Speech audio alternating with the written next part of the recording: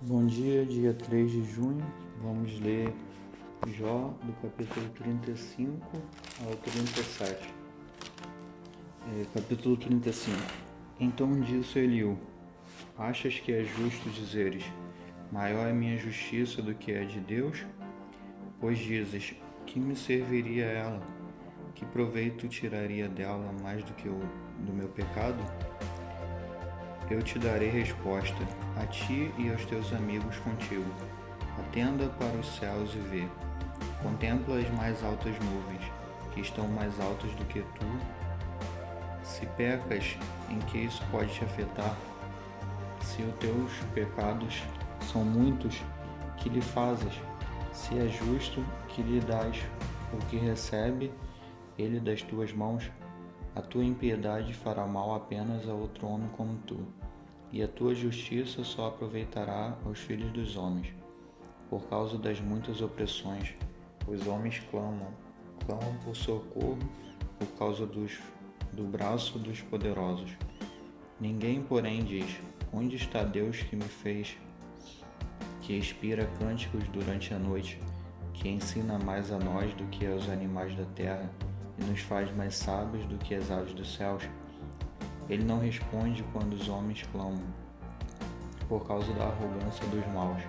Certo é que Deus não ouve a gritos vazios, nem atenta para eles o Todo-Poderoso. Quanto menos ouvirá ele quando dizes que não o vês, que a tua causa está perante ele, que a esperas nele. Ainda mais que a sua ira jamais castiga, e ele não faz o mínimo caso da impiedade. Assim Jó abre em vão a sua boca, sem conhecimento multiplica palavras. Capítulo 36.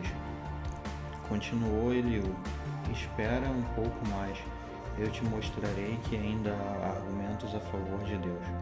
De longe trago meu conhecimento ao meu Criador, e atribuirei a justiça. Na verdade, as minhas palavras são falsas. Contigo está alguém cujo conhecimento é perfeito. Deus é muito poderoso, mas a ninguém despreza. Ele é poderoso e firme em seu propósito. Não deixa viver o ímpio, mas faz justiça aos aflitos.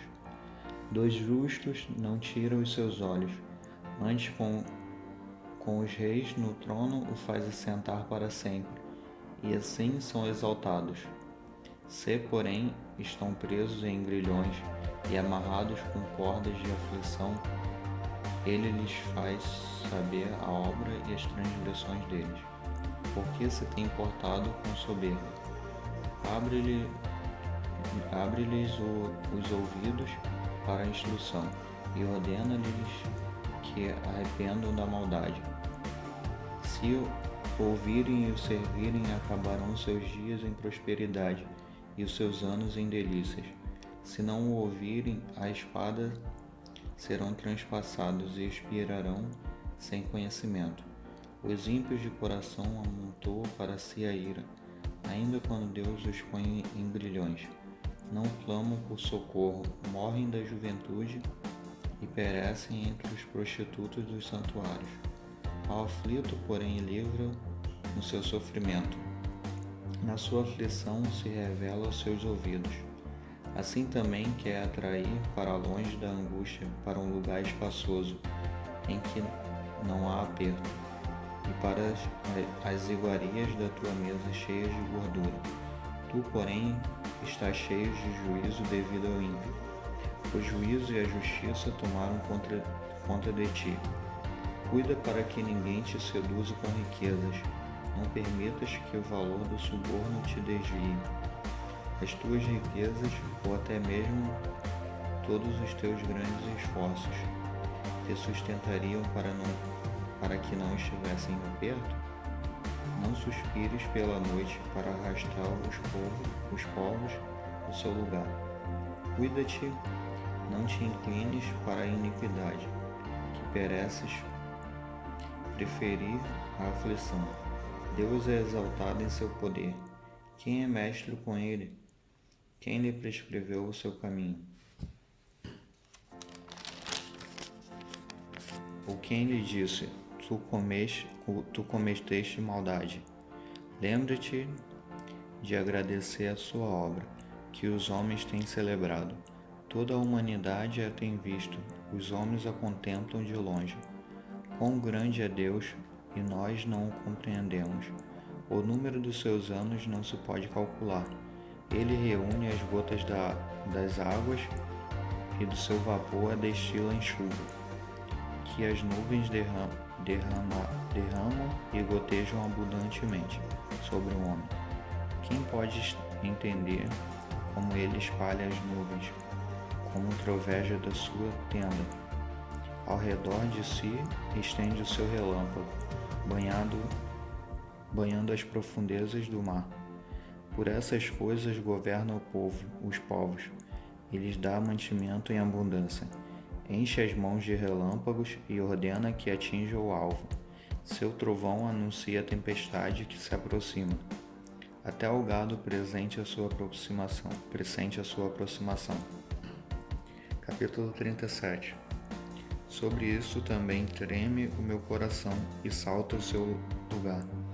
Atentamente ouvi o estrondo da voz de Deus e o sonido que sai da sua boca. Ele solta o seu relâmpago por debaixo dos céus e o envia aos confins da terra. Depois disso vem o seu bramido, troveja com sua voz majestosa. Quando a sua voz ressoa, ele nada retém. A voz de Deus troveja maravilhosamente. Faz grandes coisas que nós não compreendemos. A neve, ele diz, cai sobre a terra, como também a chuva e o aguaceiro. Sede conspiciosos, paralisa as mãos de todo homem, para que todos os conheçam a sua obra. Os animais entram nos seus esconderijos e ficam nas suas cavernas, das suas recâmaras sai o tufão. O frio dos fortes ventos, o sopro de Deus produz a geada, e as grandes águas são congeladas. De umidade ele carrega as grossas nuvens, esparge entre elas os seus relâmpagos.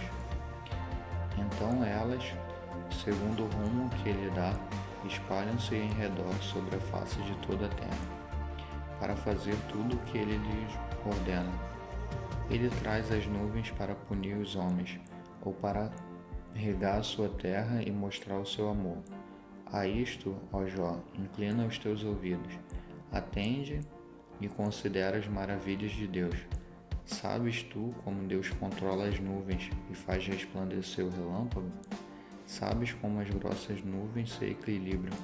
Essas maravilhas daquele que é perfeito em conhecimento? Tu, cujas roupas se aquecem quando acalma sobre a terra por causa do vento sul, podes com ele estender os céus, que são sólidos como um espelho fundido? Ensina-nos o que lhe diremos, nada podemos elaborar a nossa defesa, por causa das trevas. Alguém lhe contaria o que tenho dito? Desejaria o homem ser devorado? Ora, ninguém pode olhar para o sol, que resplandece no céu depois que o vento o deixou limpo. Do norte ele vem em esplendor de ouro. Deus vem em tremenda majestade. O Todo-Poderoso está além do nosso alcance. Ele é exaltado em poder, em justiça e grande retidão. Ele a ninguém oprime, por isso os homens o temem. Ele não respeita os sábios de coração. Obrigado, espero que tenham um ótimo dia.